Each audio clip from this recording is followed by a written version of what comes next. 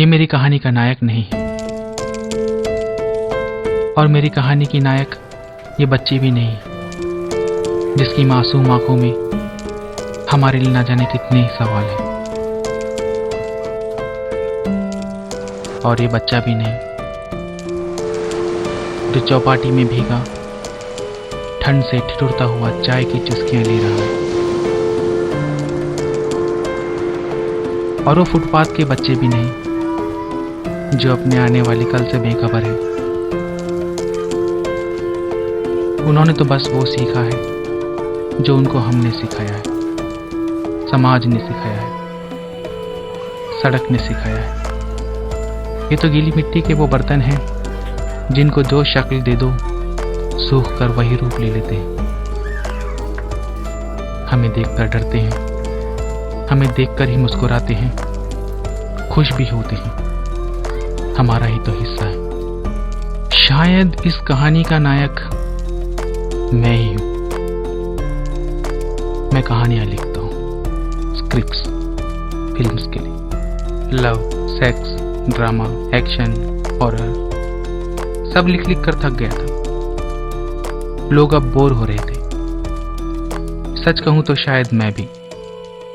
अब मैं कुछ अलग हटकर लिखना चाहता था, कुछ ऐसा जो कभी लिखा ना गया हो,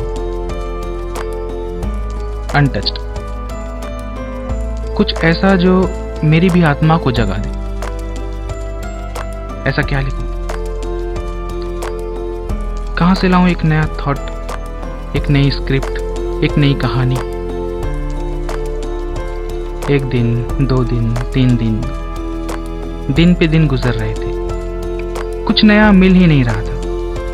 मैंने और सोचा, बहुत सोचा, और फिर सोचा, और आखिर में सोचा कि इस बार मैं कहानी सोचूंगा नहीं, ढूंढूंगा। कहानियां तो हमारे आसपास ही होती है ना। बस मैंने अपना लैपटॉप लिया, कैमरा लिया, बैग लिया, पर्स लिया, मोबाइल, और निकल पड़ा अपनी नई कहानी ढूंढने।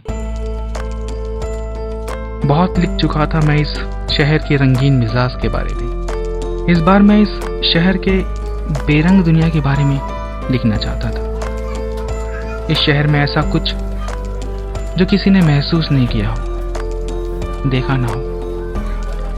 इस शहर का सच, एक ऐसा चेहरा जो मेरी कहानी का पात्र बन सके।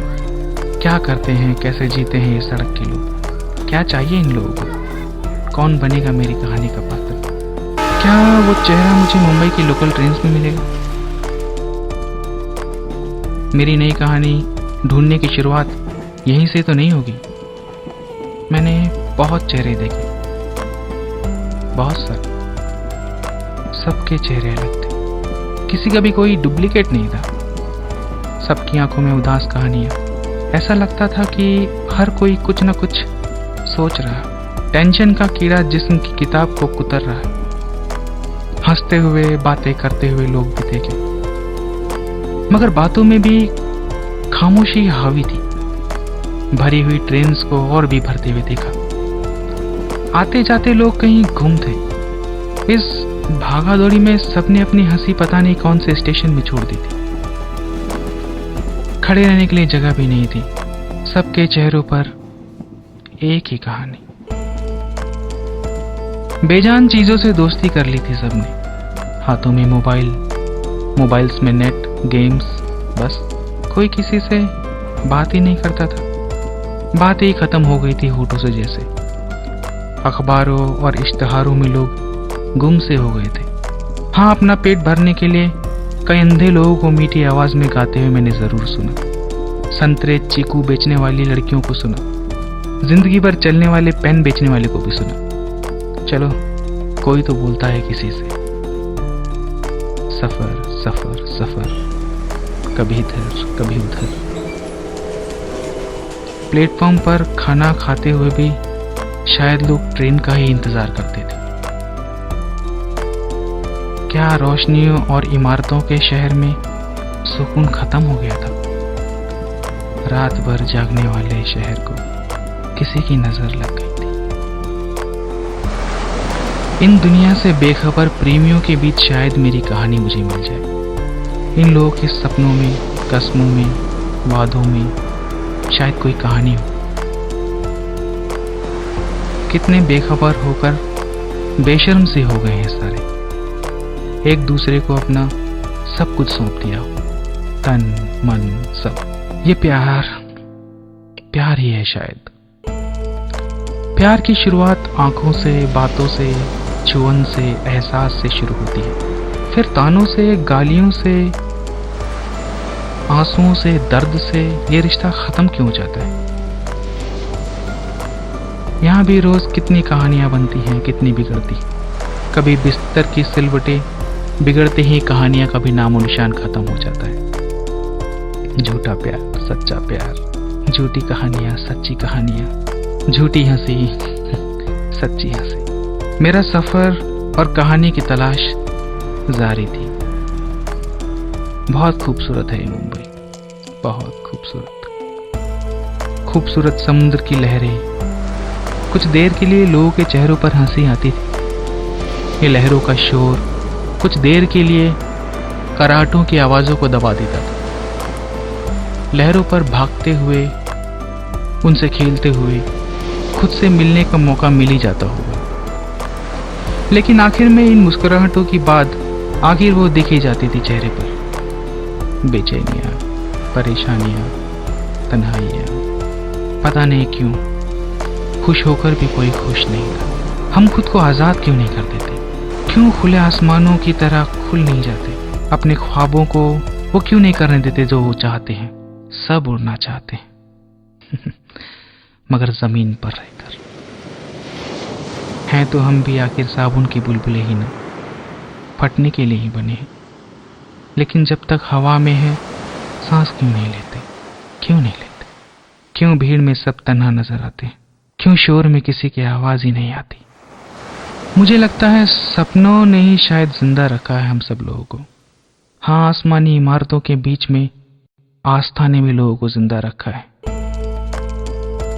ये लोगों को यकीन दिलाती है कि उनका वजूद अभी भी कायम है और कायम ही रहेगा। लोग सुबह उठते हैं, हाथ जोड़ते हैं, अपने अपने भगवान को याद करते हैं और अपने अपने कामों में लग जाते हैं रोज की तरह। ऐसा लगता है कि रोज एक ही किताब को बार बार हम पढ़ रहे हों, एक ही चुटकुले पर बार बार हम लोग हंस रहे हैं, बार बार। इन कलाकारों के बीच मुझे मेरी कहानियां जरूर मिलेगी। कमाल का रंग भरते हैं ये लोग कागज पर, जादूगर हैं ये लोग। तस्वीरों को भी जिंदा कर देते हैं अपने हाथों की हुनर से।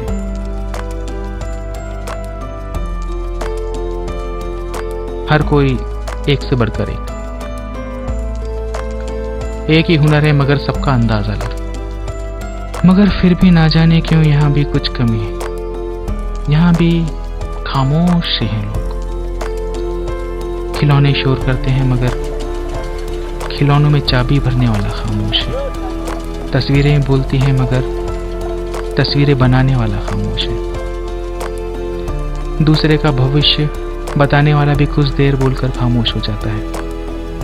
उसके हाथों की अंगूठियां भी खामोश रहती हैं। सड़क पर हर आदमी बस मतलब भर बोलकर खामोश क्यों हो जाता है? यह खामोशी सिर्फ चंद रुपयों के लिए ही टूट जाती है। जहां माल बिका वहां फिर से सन्नाटा, फिर से वही खामोशी, फिर से वही तन्हापन, फिर से वही उदासी। नामचीन इमारतों के नीचे गुमनाम आदमी कहीं दफन सा हो गया था। बदनाम गलियों में कोई कहानी ना हो ऐसा तो हो ही नहीं सकता। यहाँ तो कहानियां ही कहानियां हैं। हर तरफ, कमरे के अंदर, कमरे के बाहर, सड़क में, गलियों में कहानियां ही कहानियां, कहानियां ही कहानियां। एक लिखने बैठो तो हजारों कहानियां। सबके पीछे एक अनसुनी कहानी, बदनाम कहानी। यहां दुनिया रंगीन है। आंखों में कोई वादा नहीं, दिल टूट जाने का भी खतरा नहीं, आंसू नहीं, ख्वाहिश नहीं, सपने नहीं, जिम्मेदारियां नहीं, प्यार नहीं, ऐसा हमें दिखता है। यहाँ भी रोती हुई आंखें हैं, बच्चों की भूख है, पेट की आग है। तंग कपड़ों में ढीला सा जिस्म है, इशारा करती आंखों के पीछे रात की चोटों का जख्म है। और यहाँ भी हंसी का कहीं भी नामो निशान नहीं है। कहानियां सबके पीछे है, मुस्कुराहटों वाली और बिना मुस्कुराहटों वाली।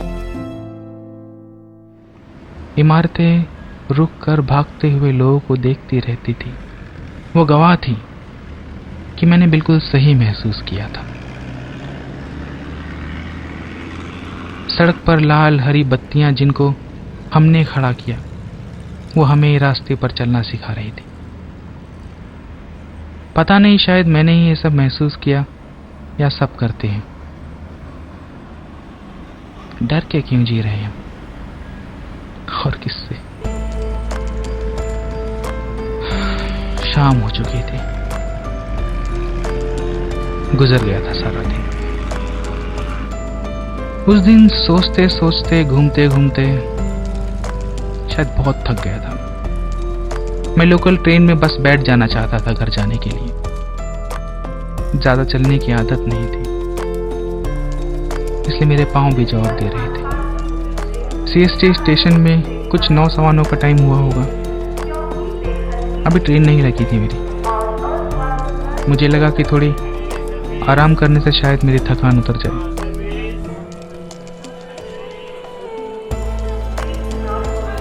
मैं वहां चला गया जहां लोग लॉन्ग रूट्स की ट्रेन का इंतजार करते हैं। यहाँ भी वही नजारा था, उदास और थके हुए चेहरे थे। बिना सफर किए हुए ही कितने थक गए थे सब। ये सारे मुसाफिर कितने आम लोग थे, जीने की कोई कोशिश ही नहीं थी। एक ऐसा डर भरा था आंखों में। आदमी को इतना कमजोर मैंने पहले कभी भी नहीं देखा। हर चेहरा देखा, सबके चेहरे पर एक ही कहानी, एक ही कहानी। मेरी ट्रेन का वक्त हो गया था। मैं उठा। पता नहीं क्यों अचानक लोग भागने लगे, यहाँ वहां। जिससे जहां जगह मिल रही थी वो वहीं भाग रहा था। मुझे लगा गोलियां चल रही हैं। हाँ, यकीनन ये तो गोलियों की आवाजें थी। मैंने आवाजों की तरफ पलट कर देखा, लाशें गिर रही थी। खून में सने अधमरे लोग उठने की कोशिश कर रहे थे। हर तरफ खून, खून ही खून। एक आदमी सबको मार रहा था। वो शैतान की गोलियां खत्म ही नहीं हो रही थी। वो गोलियां चलाते हुए धीरे धीरे मेरी तरफ बढ़ रहा था। उसकी आंखों की शैतानियत मैं बयां नहीं कर सकता। कितनी खौफनाक आंखें थी उसकी। उसने मेरी तरफ देखा। मैं कांप रहा था। वो समझ चुका था कि मैं डर गया हूं, मगर उसे किसी पर रहम नहीं था। गोलियों की आवाजों में भी दिल की धड़कन मुझे साफ सुनाई दे रही थी। मुझे हिलने तक कभी मौका नहीं मिला था। 3 गोलियां लगी थी मुझे। अपने ही खून पर लेटा हुआ मैं अपने ही खून को देख रहा था। खून का रंग लाल से काला भी हो जाता है, ये उस दिन पता चला मुझे। मेरी आंखें बंद हो रही थी। धीरे धीरे 26/11/2008 उस भयानक हादसे का एक गवाह मैं भी था। और अब यह हादसा कभी मेरी जहन से नहीं जाएगा, शायद कभी नहीं। मेरी जान बच गई थी, मगर मेरा कैरियर, मेरी दुनिया सब तबाह हो गया। इस हादसे में मैंने बहुत कुछ खोया।